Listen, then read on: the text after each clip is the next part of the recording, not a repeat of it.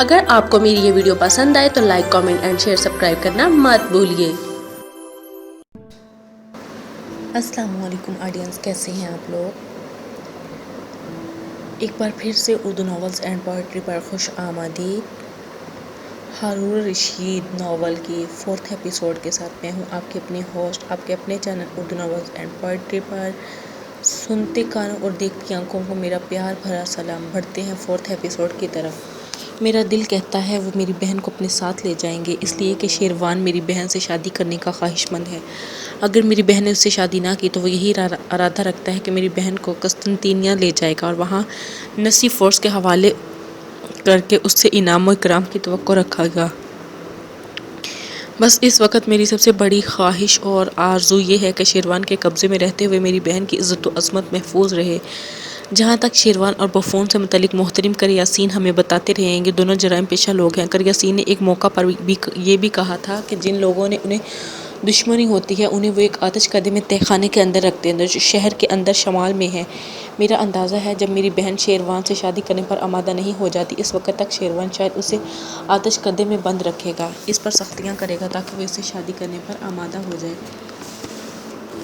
Brisk جب خاموش ہوا تب پہلے جیسے محبت بھرے انداز میں برسوما نے اسے مخاطب کر کے کہا، برسک میرے بیٹے، فی الوقت اس واقعہ کو اپنے ذہن سے نکال دو، پہلے یہ بتاؤ تم نے کھانا کھایا ہے؟ برسک نے احسان بھرے انداز میں برسوما کی طرف دیکھا، پھر کہنے لگا، میں کھانا تو کھا چکا ہوں۔ اس پر برسوما پھر بول پڑی، بچے جو حالات تم پر بیتے ہیں ان کا مجھے بہت دکھ اور صدمہ ہے۔ یہاں رہتے ہوئے تم مجھے ماں اور میرے شوہر کو باپ کہہ کر مخاطب کر سکتے ہو، ہم دونوں میاں بیوی کی کوئی اولاد نہیں۔ اگر تم ہمیں باپ اور ماں کہہ کر پکارو گے تو یاد رکھنا اس میں ہماری دلی آسودگی ہوگی۔ جواب میں برسک مسکرا دی اور پھر برسوما کو مخاطب کرتے ہوئے ثمامہ بن سلیمان کہنے لگا، میرے خیال میں اب اٹھو، دونوں مل کر اس کے آرام کا اہتمام کرتے ہیں۔ برسوما، یاد رکھنا جب کبھی کبھی دروازے پر دستخط ہو، اگر میں گھر پہ ہوں تو میں خود ہی برسک کو سنبھال لیا کروں گا۔ میری غیر موجودگی میں اگر کوئی دروازے پر دستک دیتا ہے تو سب سے پہلے برسک کو تہہ خانے میں بھیجنے کے بعد دروازہ کھولنا اور دن کے وقت ہر وقت بیرونی دروازے کی زنجیر لگا کے رکھنا۔ ایسا میں برسک کی سلامتی کے لیے کہہ رہا ہوں۔ برسوما نے اس سے اتفاق کیا، پھر دونوں میاں بیوی اپنی جگہ سے اٹھ کھڑے ہوئے۔ برسک کو بھی انہوں نے ساتھ لیا، پھر ساتھ والے کمرے میں دونوں میاں بیوی نے برسک کے قیام اور اس کے آرام کا اہتمام کر دیا تھا۔ دوسری جانب شیروان ہاتھ بندی شازیہ کو ایک نشست پر ڈالے دیوان خانے میں بڑی بے چینی اور بفون کی واپسی کا انتظار کر رہا تھا، یہاں تک کہ بفون اندر داخل ہوا۔ پہلے اس نے لاشوں کا جائزہ لیا۔ سامنے والے کمرے کے سامنے زری، کریاسین اور اس کے دونوں بیٹوں کی لاشیں پڑی ہوئی تھیں۔ پھر بفون دیوان خانے میں داخل ہوا۔ اسے دیکھتے ہی شیروان اپنی جگہ سے اٹھ کھڑا ہوا۔ وہ بفون کو مخاطب کر کے پوچھنا چاہتا تھا کہ بفون پہلے ہی بول پڑا، شیروان میرے بھائی، میں نے اپنی طرف سے پوری کوشش کی اس لڑکے کو تلاش کرنے کے لیے لیکن وہ مجھے نہیں ملا۔ دراصل میرے دیوار پھلانگنے تک وہ کہیں غائب ہو گیا تھا، ہو سکتا ہے کسی گھر میں پھلانگ کر چھپ گیا ہو۔ اس وقت مختلف گھروں کی پھلانگ کر تلاشی تو نہیں لی جا سکتی، بہرحال اس شہر میں ہے، ہم سے بچ کر نہیں جائے گا۔ جواب میں شیروان نے کچھ سوچا، پھر کہنے لگا، بفون میرے بھائی، تمہارا کہنا درست ہے، پر اسے تلاش کرنا انتہائی ضروری ہے۔ وہ ہمارے لیے مصیبت کا باعث بن سکتا ہے، قاتل کی حیثیت سے ہماری نشاندہی بھی کر سکتا ہے۔ پرسکون سے انداز میں بفون بولتے ہوئے کہنے لگا، کس سے ہماری نشاندہی کرے گا؟ ان علاقوں میں نظم و نسق ابتر ہے، خاقان کے حملہ آور ہونے کے باعث یہاں نہ کوئی انتظام کرنے والا ہے، نہ کسی کی فریاد سننے والا ہے، نہ نظم و نسق کو درست کرنے والا ہے۔ مسلمانوں کا خلیفہ بغداد میں بیٹھا ہوا ہے، پتہ نہیں ان سے ان علاقوں میں خاقان کے حملہ آور ہونے کی خبر بھی ملی ہے کہ نہیں، لہٰذا ان علاقوں میں جو ابتری ہے وہ ہمارے لیے سود مند ہے، اس لیے کہ وہ لڑکا ہماری شکایت کرنے کے لیے یا انصاف طلب کرنے کے لیے کسی کے پاس جا ہی نہیں سکتا، اس لیے کہ یہاں فی الوقت شہر میں نہ کوئی منتظم ہے، نہ ناظم، نہ شہر کے رہنے والوں کی دیکھ بھال کرنے والا۔ یہاں تک کہنے کے بعد بفون تھوڑی دیر کے لیے رکا، پھر کہنے لگا، میں اس حویلی کی زنجیر باہر سے کھول آیا ہوں، ہمارے گھوڑے ابھی باہر ہی بندھے ہوئے ہیں، میرے خیال میں ہمیں یہاں زیادہ دیر تک نہیں رکنا چاہیے، فی الفور یہاں سے نکل جانا چاہیے۔ شیروان نے بفون سے اتفاق کیا، آگے بڑھ کر اس نے شازیہ کو اٹھا کر اپنے کندھوں پر ڈال لیا، پھر صدر دروازے پر آئے، اندر سے لگی زنجیر کھولی۔ شیروان نے شازیہ کو اپنے گھوڑوں پر ڈالا، خود بھی سوار ہوا۔ اتنی دیر تک بفون بھی اپنے گھوڑے پر بیٹھ چکا تھا، دونوں اپنے گھوڑوں کو اینٹ لگاتے ہوئے شہر کے شمالی حصے کی طرف نکل پڑے تھے۔ شازیہ کو لے کر شہر کے شمال میں ایک پرانے اور قدیم آتش کدے میں داخل ہوئے، وہاں کافی مسلح جوان تھے جو شیروان اور بفون کو دیکھتے ہوئے انہیں بڑی عزت و احترام دے رہے تھے۔ چند مسلح جوانوں کی مدد سے شیروان اور بفون دونوں شازیہ کو آتش کدے کے ایک طاق خانے میں لے گئے، جہاں ایک ایسے کمرے میں داخل ہوئے جس میں آرام و قیام اور ضرورت کا دیگر سامان موجود تھا۔ وہاں شیروان نے شازیہ کے بندھے ہوئے ہاتھ کھول دیے، پھر اسے مخاطب کر کے کہنے لگا، یہ کون سی جگہ ہے؟ تمہیں کچھ خبر نہ ہوگی، لیکن اب تمہارا یہی ٹھکانہ ہے۔ میں تمہیں 15 دن کی مہلت دیتا ہوں۔ اگر اس طرح تم میرے ساتھ شادی پر آمادہ ہو جاؤ تو تمہیں میں اپنی حویلی میں منتقل کر دوں گا۔ میری بیوی کی حیثیت سے تم انتہا درجہ کی خوشحالی کی زندگی بسر کر سکو گی، اور اگر اس عرصے کے دوران مجھ سے شادی پر آمادہ نہ ہوئی تو یاد رکھنا، میں تمہیں قسطنطنیہ پہنچاؤں گا، نسیفورس کے حوالے کروں گا اور اسے منہ مانگا انعام پاؤں گا۔ میں تمہیں بے آبرو بھی کر سکتا ہوں، لیکن میں ایسا نہیں کروں گا، اس لیے کہ اس طرح نسیفورس کے ہاں تمہاری کوئی قدر و قیمت نہیں رہے گی۔ بہرحال 15 دن تک یہی تمہارا ٹھکانہ ہے، سوچ سمجھ کر اپنا فیصلہ کر دینا۔ شیروان جب خاموش ہوا تو کھا جانے والے انداز میں شازیہ نے اس کی طرف دیکھا، پھر انتہائی غصے اور غضب کا اظہار کرتے ہوئے وہ کہہ رہی تھی، سنو اوباش انسان، 15 دن تو بہت کم مدت ہے۔ اگر تم اس جگہ 15 سال بھی رکھو تو میں تمہارے ساتھ شادی پر ہرگز آمادہ نہ ہوں۔ اس سلسلے میں ایڑیاں رگڑ رگڑ کر جان تو دے سکتی ہوں، پر کسی بھی صورت تمہارے ساتھ شادی پر آمادہ نہ ہوں گی۔ اس تہہ خانے میں شیروان نے مکروہ اور طنز بھرا قہقہہ لگایا، پھر کہنے لگا، یہ تو وقت بتائے گا تم شادی پر آمادہ ہوتی ہو یا نہیں۔ اس کے ساتھ ہی شیروان اور بفون دونوں شازیہ کو وہاں چھوڑ کر وہاں سے چلے گئے۔ ایک روز اسماعیل بن قاسم اور یزید بن غزوان دونوں اپنے لشکر کو لے کر باکو شہر میں داخل ہوئے۔ الطریف بھی اسماعیل بن قاسم کے ہمراہ تھا۔ ان سے پہلے ہی دوسرا سالار خزیمہ بن خازم ہارون الرشید کے حکم پر نصیبین کو باکو پہنچ چکا تھا، لہٰذا اس نے اسماعیل بن قاسم، یزید بن غزوان اور ان کے لشکریوں کا بہترین انداز میں استقبال کیا۔ سب سے پہلے لشکریوں کی سکونت، آرام اور رہائش کا اہتمام کیا۔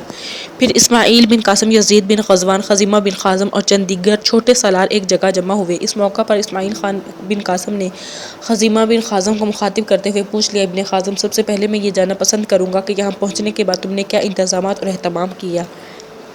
اس پر ابن خازم نے کچھ سوچا، پھر وہ اسماعیل بن قاسم کی طرف دیکھتے ہوئے کہہ رہا تھا، ابن قاسم، جو ہدایات امیر المومنین کی طرف سے مجھے جاری کی گئی تھی، ان کے مطابق یہاں پہنچنے کے ساتھ ہی میں اپنے کچھ منجر اور نقیب جھیل عزیزہ کے شمالی حصوں کی طرف پھیلا دیے ہیں، تاکہ وہ یہ جانیں کہ خضر کے خاقان کے لشکر کہاں کہاں ہیں اور کس کس جگہ پر پھیلے ہوئے ہیں۔ ان کی طرف سے یہ اطلاعات فراہم ہونے کے بعد پھر دشمن کے خلاف ہم حرکت میں آئیں گے۔ خزیم بن خازم جب خاموش ہوا تب مسکراتے ہوئے اسماعیل نے پھر اسے مخاطب کیا، ابن خازم، میں تم سے یہی جاننا چاہتا تھا کہ تم نے بہت اچھا کیا، اس کے لیے ان منجروں کی اطلاعات کے بعد ہم دشمن کے خلاف حرکت میں آئیں گے۔ میں نے یہ بھی سنا ہے کہ ان علاقوں کا نظم و نسق انتہا درجہ کا درم برم اور برباد ہو چکا ہے۔ اکثر علاقوں کو خاقان نے تباہ و برباد کر دیا ہے، اور جو اس میں کمی رہ گئی ہے اسے غیر ذمہ دار لوگ پوری کر رہے ہیں، جن میں انسانی ہمدردی کا کوئی جذبہ نہیں، اور وہ جگہ جگہ ڈاکہ زنی، چوری، قتل و غارت گری کا کھیل کھیل رہے ہیں۔ ابن خازم سنجیدہ ہو کر کہنے لگا، ابن قاسم، آپ کا کہنا درست ہے، یہاں کے حالات انتہائی ابتر ہیں۔ یہاں پہنچنے کے بعد جو خبریں مجھے ملی ہیں ان کے مطابق یہاں کوئی نظم و نسق نہیں، ہر کوئی اپنی مرضی کے مطابق عمل کر رہا ہے۔ بہرحال مجھے امید ہے کہ چند یوم ہم ان علاقوں کے انتظامات کو درست کرنے میں کامیاب ہو جائیں گے۔ خزیمہ بن خازم کی اس گفتگو سے اسماعیل بن قاسم اور یزید بن غزوان دونوں مطمئن اور خوش ہو گئے تھے، پھر سب اٹھ کر اپنی آرام گاہ کی طرف چلے گئے تھے۔ باکو شہر میں قیام کے دوران اسماعیل بن قاسم الطریف کے ساتھ ایک روز شہر کی دہائی شرقی سرائے کے پاس آیا۔ سرائے سے باہر ثمامہ بن سلیمان بیٹھ کر گھوڑوں کی نال بندی کرتا تھا۔ اس کے پاس آ کر اسماعیل بن قاسم اپنے گھوڑے کو روکا، نیچے اترا، اور اتنی دیر تک الطریف بھی اپنے گھوڑے سے اتر چکا تھا۔ اسماعیل بن قاسم ثمامہ بن سلیمان کی طرف بڑھا تھا، اور اسے دیکھتے ہوئے ثمامہ بن سلیمان اپنی جگہ پر اٹھ کھڑا ہوا اور کہنا چاہتا تھا کہ اسماعیل بن قاسم نے اسے مخاطب کیا، میرے محترم، اگر تمہارے پاس وقت ہو تو ذرا میرے گھوڑے کو دیکھو، اس کی نال بندی کر دو۔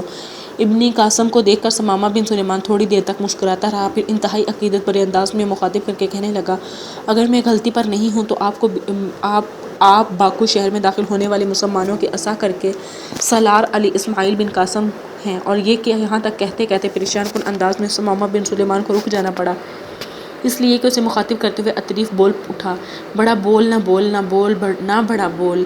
ان الفاظ پر ثمامہ بن سلیمان پریشان اور گھبرا سا گیا تھا۔ اس کی اس کیفیت کو دیکھتے ہوئے اسماعیل بن قاسم نے انہیں مسکراتے ہوئے مخاطب کیا، میرے محترم، پریشان اور فکرمند نہ ہو، تم میرا نام تو جان ہی چکے ہو، میں یقیناً اسماعیل بن قاسم ہوں اور ایک لشکر کا سالار ہوں۔ میرے ساتھ یہ میرا عم ہے اور اس کا نام الطریف ہے۔ جو کچھ اس نے کہا، اس سے فکرمند اور پریشان نہ ہونا، یہ اس کا تقیہ کلام ہے۔ ہر کسی کے ساتھ گفتگو کے دوران یہ اپنے الفاظ ضرور استعمال کرتا ہے، گھبرانا نہیں۔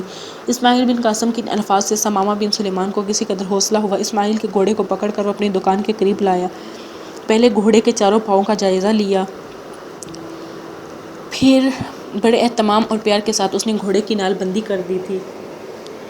جب وہ اپنا کام ختم کر چکا تھا، وہ اسے بڑے احترام سے مخاطب کرتے ہوئے اسماعیل بن قاسم کہنے لگا، اب یہ بتائیں، مجھے آپ کو کیا دینا چاہیے؟ گردن کو خم کرتے ہوئے بڑی عزت و احترام کا اظہار کرتے ہوئے ثمامہ بن سلیمان کہنے لگا، امیر آپ نے مجھے کچھ نہیں دینا، آپ ان علاقوں میں مسلمانوں کے لشکر کے سالار بن کر آئے ہیں، میں امید رکھتا ہوں ان علاقوں کا نظم و نسق آپ درست کریں گے، خاقان نے جو تباہی و بربادی پھیلائی ہے اس کا ازالہ کریں گے، اگر آپ ایسا ہو جائے تو میں سمجھوں گا کہ میں نے سب کچھ پا لیا، بہرحال نال بندی کا میں کچھ نہیں لوں گا۔ اسماعیل بن قاسم مسکرایا، پھر کہنے لگا، نہیں، جو کچھ تم نے کہا ہے میرے فرائض میں شامل ہے۔ اس کے ساتھ ہی اس نے ایک چرمی فرجیل سے کچھ سکے نکال کر ثمامہ بن سلیمان کی ہتھیلی پر رکھے، پھر اس کی مٹھی بند کرتے ہوئے کہنے لگا، انکار نہ کرنا، یہ تمہارا حق بنتا ہے اور میں زندگی میں کسی کی حق تلفی نہیں کرنا چاہتا۔ ثمامہ بن سلیمان نے چند لمحے بڑی ممنونیت سے اسماعیل بن قاسم کی طرف دیکھا، پھر کہنے لگا، آپ ان علاقوں کے ناظم و نسق اور منتظم کی حیثیت سے آئے ہیں، اگر آپ برا نہ مانیں تو اس موقع پر آپ سے کچھ کہوں۔ اپنے گھوڑے کی باگھ تھامے ہی ثمامہ بن سلیمان کی طرف دیکھتا رہا۔ اس موقع پر اسے مخاطب کر کے ثمامہ بن سلیمان سے کہنے ہی لگا تھا، عطریف پھر بول پڑا، صبر کریں، بڑا بول نہ بولنا، نہ بولنا بڑا بول۔ اس بار ثمامہ بن سلیمان ان الفاظ پر مسکرایا، پھر وہ اسماعیل کو مخاطب کرتے ہوئے برسک اس کی بہن شازیہ، اس کے باپ زریق کے علاوہ کریاسین اور اس کی دونوں بیٹیوں پر جو گزری تھی تفصیل کے ساتھ کہہ دی۔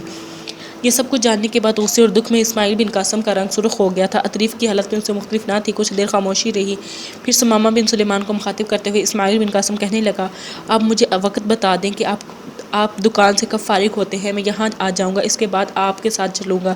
سب سے پہلے میں برسک نام کے اس لڑکے کو دیکھنا پسند کروں گا جس کی بہن پر یہ ظلم ہوا ہے اور جس کے باپ کو قتل کیا گیا ہے۔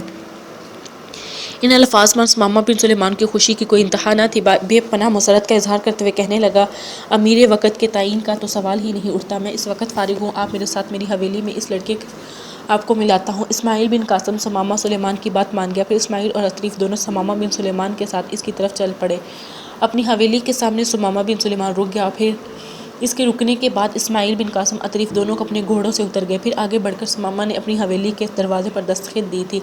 تھوڑی دیر تک اندر سے کسی رد عمل کا اظہار نہ کیا گیا، پھر کچھ دیر بعد اندر سے دھیمی آواز آئی اور ثمامہ بن سلیمان کی بیوی برسومہ کی تھی۔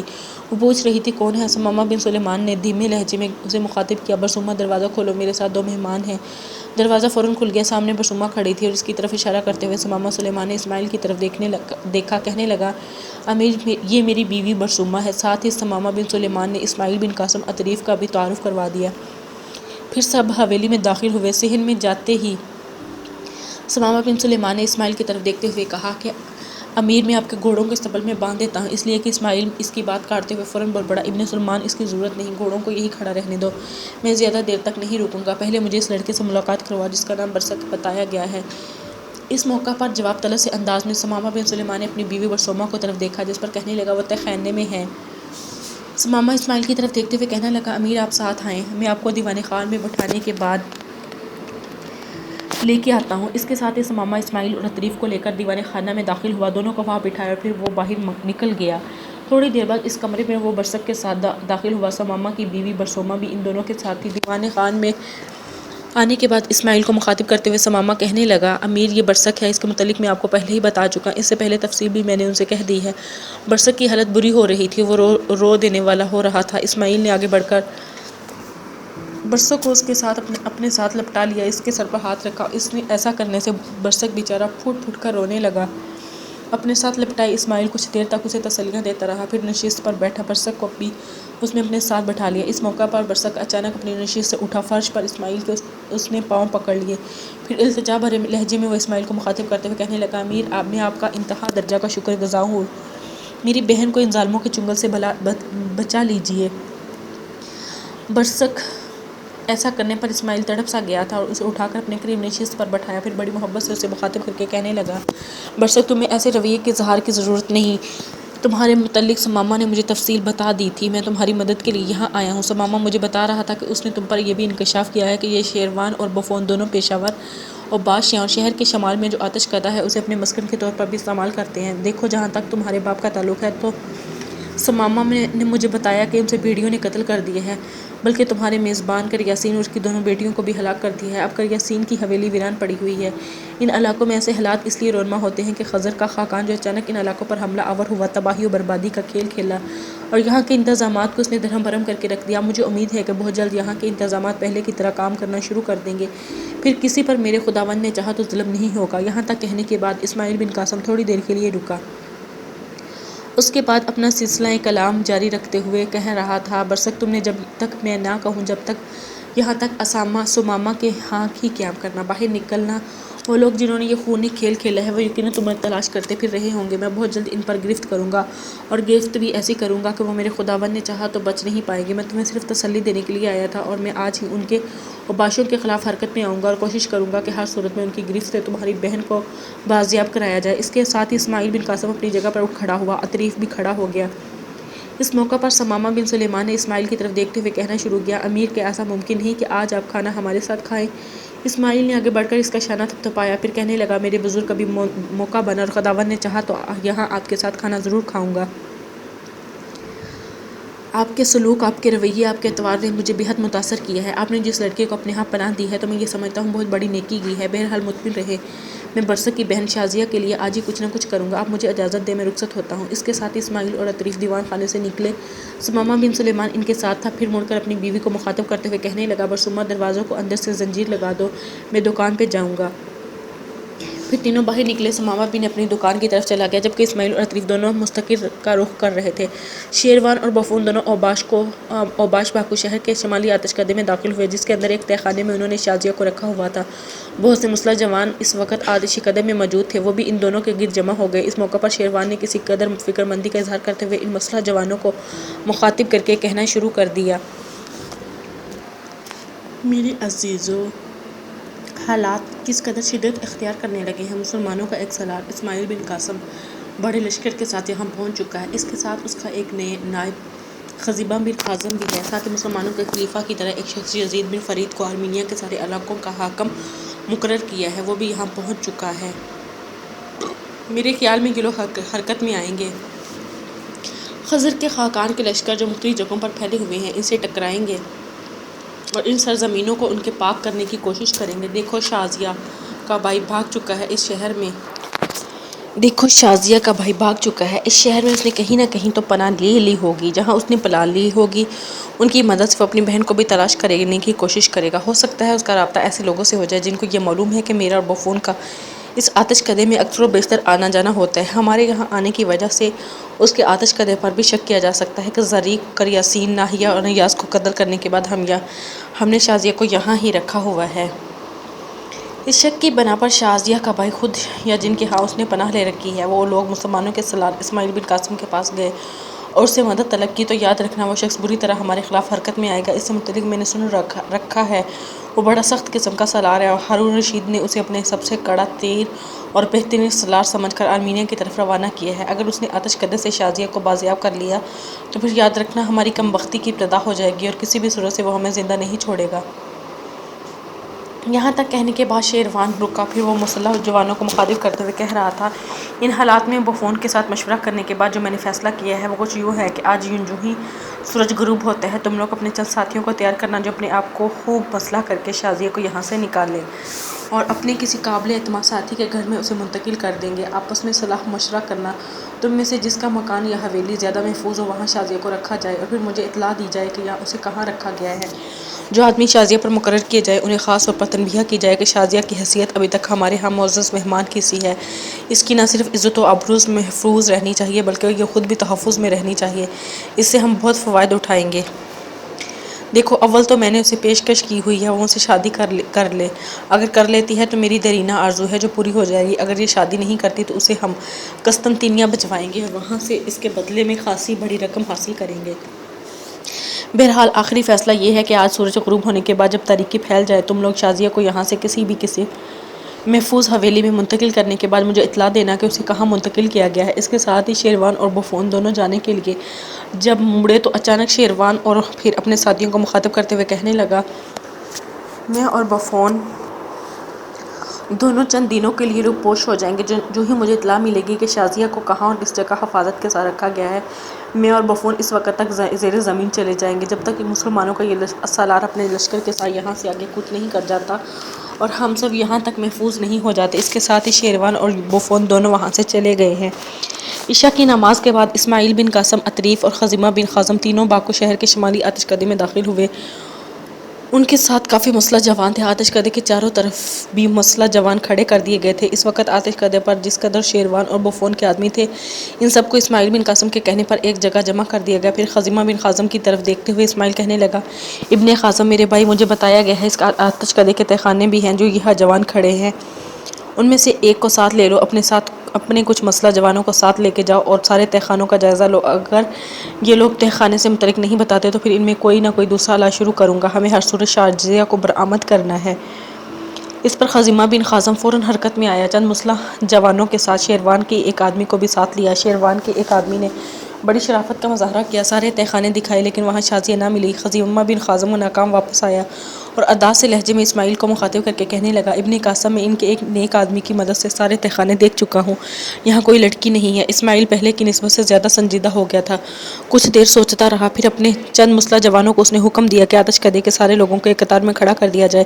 آنن فانن ایسا کیا گیا. شیروان اور بفون کے سارے آدمیوں کو ایک قطار میں کھڑا کر دیا گیا. پھر چند لمحوں تک اسماعیل بڑے غور سے ان سب کا جائزہ لیتا رہا.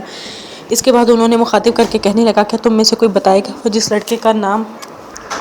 آنن فانن ایسا کیا گیا. شیروان اور نوجوان اور بفون کے سارے آدمیوں کو ایک قطار میں کھڑا کر دیا گیا. پھر چند لمحوں تک اسماعیل بڑے غور سے ان سب کا جائزہ لیتا رہا. اس کے بعد انہیں مخاطب کر کے کہنے لگا: کیا تم میں سے کوئی بتائے گا وہ جس لڑکی کا نام شازیہ ہے، جسے شیروان اور بفون نے اس کے باپ کو قتل کر کے اٹھایا تھا، اسے کہاں رکھا گیا ہے؟ دیکھو، جھوٹ مت بولنا، جہاں تک مجھے علم ہوا ہے اسی آتش کدے میں رکھا گیا تھا. یہاں تک کہنے کے بعد اسماعیل کچھ دیر انتظار کرتا رہا. شیروان اور بفون کے کسی بھی زبان نہیں کھولی، بالکل چپ رہے. اس موقع پر اسماعیل بن قاسم نے پھر کوئی فیصلہ کیا. خزیمہ بن قاسم کی طرف دیکھا اور کہنے لگے: ابن قاسم میرے بھائی، یہ یوں اگلیں گے نہ بولیں گے. مجھے سب پیشہ اوباش کے اور جرائم پیشہ لوگ کے لگتے ہیں.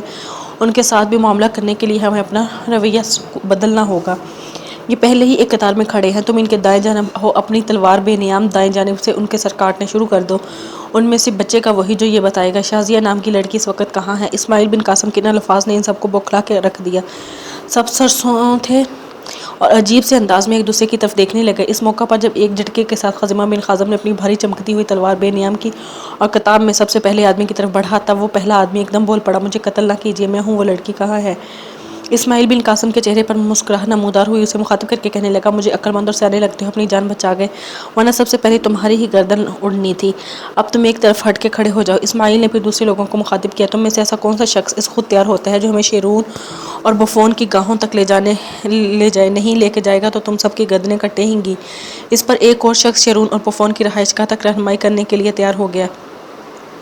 جب ایسا ہو چکا تب مطمئن انداز میں اسماعیل بن قاسم پیچھے ہٹا. خزیمہ بن قاسم کے آیا اور رازداری میں اسے مخاطب کر کے کہنے لگا: ابن قاسم میرے بھائی، یہ جو دو نوجوان بولے ہیں، ان میں سے پہلے کو میں ساتھ لے جاتا ہوں، اس لڑکی کو برآمد کرتا ہوں، اپنے ساتھ کچھ مسلح جوانوں کو بھی لے جاؤں گا. اور دوسرا جوان بولا: اسے تم اپنے ساتھ لے جاؤ، باقی سارے مسلح جوان تمہارے ساتھ جائیں گے، اور جو شیروان اور بفون کے باقی ساتھی ہیں انہیں بھی تم ساتھ لے جاؤ. تم ان کی رہنمائی میں شیروان اور بفون پر گرفت کرو، اور شیروان اور بفون ان کے ساتھیوں کو لے کر اس جگہ آنا جہاں انہوں نے شازیہ کو رکھا ہوا ہے، کیونکہ یہ سب اس جگہ سے واقف ہوں گے، وہاں تک تمہاری رہنمائی کریں گے. خزیمہ بن قاسم نے اسماعیل بن قاسم کی اس تجویز سے اتفاق کیا. پھر دونوں مسلح جوانوں کے علاوہ شیروان اور بفون کے آدمیوں کو لے کر اس آتش کدے میں سے نکل گئے. شیروان کے اس آدمی کی رہنمائی میں اسماعیل بن قاسم اپنے مسلح جوانوں کے ساتھ باکو شہر کی ایک وسیع حویلی میں داخل ہوا. اسماعیل بن قاسم نے احتیاط کے طور پر اپنے کچھ آدمیوں کو حویلی کے اندرونی حصے میں پھیلا دیا. پھر چند مسلح جوانوں کے ساتھ شیروان ان کے آدمی ساتھ اندر داخل ہوا، اور کسی کو اس نے آواز دے کر بلایا، جن پر دو مسلح جوان باہر نکلے. انہیں مخاطب کرتا ہوا شیروان کا آدمی کہنے لگا: یہ مسلمانوں کے لشکر کے سالار ہیں، دیکھو شازیہ کو باہر لے کے آؤ ورنہ ہم سب مارے جائیں گے. یہ ہمیں آتش کدے سے پکڑ کے لائے ہیں. ان کے کچھ مسلح جوان شیروان اور بفون کو گرفتار کرنے کے لیے جا چکے ہیں. ان کے ساتھ تم مسلح جوان دیکھ رہے ہو. حویلی کے ارد گرد مسلح جوان پھیلے ہوئے ہیں، کوئی غلط قدم نہ اٹھانا، سب مارے جائیں گے. شیروان کا وہ آدمی یہیں تک کہنے پایا تھا کہ اسے رک جانا پڑا، اس لیے کہ اسماعیل بن قاسم کے اشارے پر اس کے مسلح جوانوں نے ان دونوں رومیوں کو اپنی گرفت میں لے لیا تھا جنہوں نے میرا دروازہ کھولا تھا. پھر تحکمانہ انداز میں انہیں مخاطب کر کے اسماعیل کہنے لگا: میری اور میرے ساتھیوں کی اس جگہ تم رہنمائی کرو جہاں تم نے اس لڑکی کو رکھا ہوا ہے. اس کے ساتھ ہی کچھ مسلح جوانوں کو اسماعیل نے مخصوص اشارہ کیا اور انہوں نے اپنے خنجر نکال کر ان دونوں کی پیٹھ میں جما دیے اور آگے بڑھنے کا حکم دیا. اس پر وہ دونوں کے آگے چل دیے. شیروان کا آدمی جو رہنمائی کرتا ہوا آیا تھا وہ بھی ان کے ساتھ تھا. اسماعیل بن قاسم اور طریف دونوں اپنے مسلح جوانوں کے ساتھ ان کے ہمراہ تھے. سب ایک کمرے میں داخل ہوئے. وہاں شازیہ کو ایک معمولی سی کھاٹ پر انتہائی بے بسی اور لاچارگی کی حالت میں پڑی ہوئی تھی. جب سب لوگ اس کمرے میں داخل ہوئے تو بیچاری پھڑپھڑاتی ہوئی فاختہ کی طرح بدحواس ہو کر اٹھ کھڑی ہوئی، کسی رد عمل کا اظہار کرنا ہی چاہتی تھی کہ اسماعیل بن قاسم آگے بڑھا اور اسے مخاطب کر کے کہنے لگا، بی بی تمہیں فکر مند ہونے کی ضرورت نہیں ہے، جن لوگوں نے تمہیں یہاں مبعوث کر رکھا ہے یوں جانو ان کا آخری وقت آ چکا ہے۔ مجھے افسوس ہے کہ اس شہر میں تمہارے ساتھ زیادتی ہوئی ہے۔ میں مسلمانوں کے اس لشکر کا سالار اسماعیل بن قاسم ہوں، چند دن پہلے یہاں باکو شہر میں داخل ہوا ہوں۔ یہاں کے انتظام دیکھ کر مجھے بے حد دکھ ہوا اور صدمہ ہوا۔ مجھے اس بات کا بھی دکھ ہے کہ ان ظالموں نے تمہارے باپ کو قتل کر دیا ہے، اس لیے مجھے دلی دکھ اور افسوس ہے۔ اب شہر میں تمہارے ساتھ کوئی زیادتی نہیں کرے گا۔ اسماعیل بن قاسم کے ان الفاظ پر شازیہ کا دل بھر آیا تھا۔ بیچاری کھاٹ پر سر رکھتے ہوئے بیٹھ کر زاروں قطع رونے لگی تھی۔ کچھ دیر ایسا ہی سما رہا، یہاں تک کہ اسماعیل بن قاسم نے پھر اسے مخاطب کیا، بی بی تمہارا رونا اپنی جگہ درست اور معقول ہے، ان ظالموں نے تم لوگوں پر بڑے ظلم کیے، بہرحال اٹھو یہاں سے نکلو۔ شازیہ نے فوراً اپنے آپ کو سنبھال لیا، اپنی جگہ سے اٹھ کھڑی ہوئی۔ اس موقع پر اسماعیل بن قاسم نے مسلح جوانوں کو مخاطب کیا، یہ شیروان اور بفون کے سارے آدمیوں کو گرفت میں رکھو، ان کا انجام ابھی باقی ہے۔ اس پر شیروان کا وہ آدمی جو رہنمائی کرتے ہوئے وہاں لایا تھا وہ بول اٹھا، میں نے یہاں تک آپ کی رہنمائی کی ہے، کیا میرا بھی انجام ان لوگوں جیسا ہوگا؟ اس سوال کے جواب کا نام اسماعیل بن قاسم دینا ہی چاہتا تھا کہ اطریف بول پڑا، بڑا بول نہ بول بڑا بول۔ اس کے ان الفاظ پر وہ شخص اور زیادہ بوکھلا گیا تھا۔ اسماعیل کے چہرے پر مسکراہٹ نمودار ہوئی اور کہنے لگا، تمہارا فیصلہ کرنا ابھی باقی ہے، اس شخص کے الفاظ سے فکرمند نہ ہو، نہ گھبراؤ، یہ میرا ام ہے، جو کچھ اس نے کہا ہے یہ اس کا تقیہ کلام ہے، چلو تم بھی اپنے ساتھیوں کے ساتھ آگے چلو۔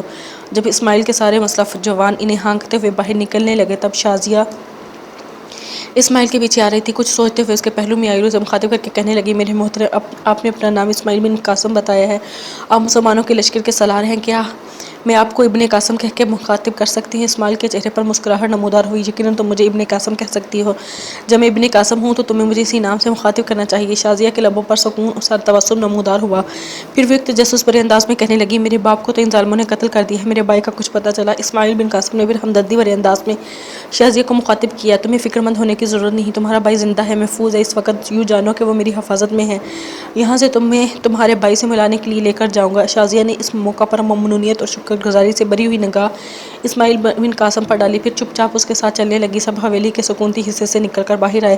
اتنی دیر تک خزیمہ بن قاسم بھی اپنے مسلح جوانوں کے ساتھ حویلی میں داخل ہوا۔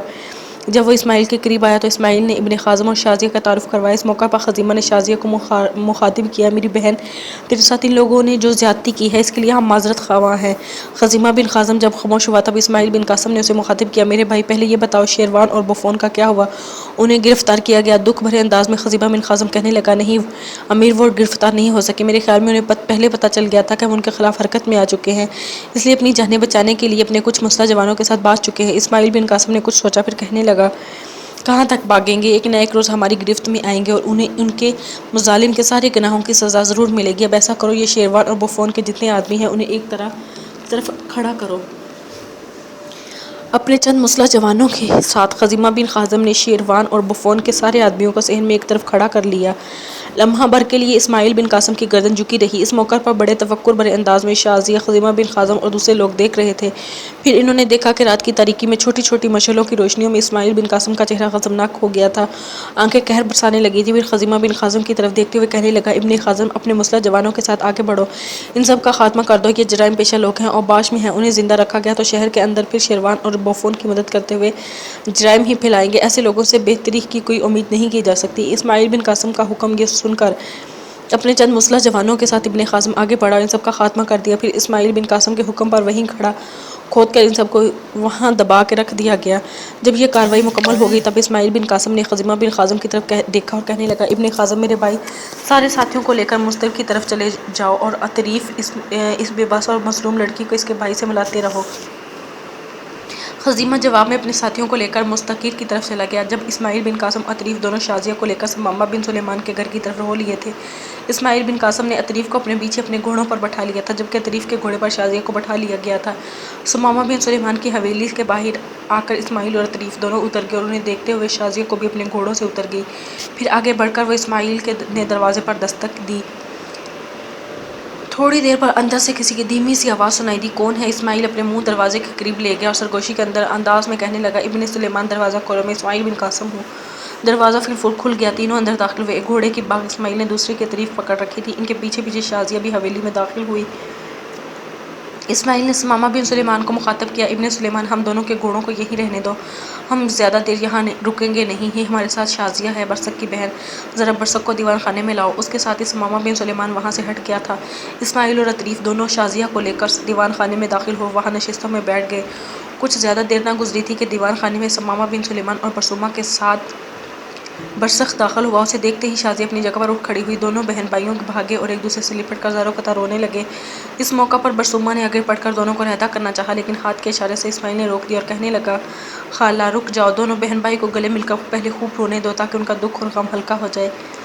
برسومہ نے اس سے اتفاق کیا، پھر پیچھے ہٹ کر بیٹھ گئی۔ تھوڑی دیر تک دونوں بہن بھائی ایک دوسرے سے لپٹ کر خوب روئے، پھر اپنی آنکھیں خشک کرتے ہوئے علیحدہ علیحدہ ہو کر ہاتھ کے اشارے سے اسماعیل نے برسک کو اپنے پاس بیٹھنے کے لیے کہا۔ اس برسک حرکت میں آیا اور اسماعیل کے پہلو میں بیٹھ گیا۔ شازیہ کو پکڑ کر برسومہ نے اپنے پاس بٹھا لیا اور اپنا تعارف بھی کروا دیا تھا۔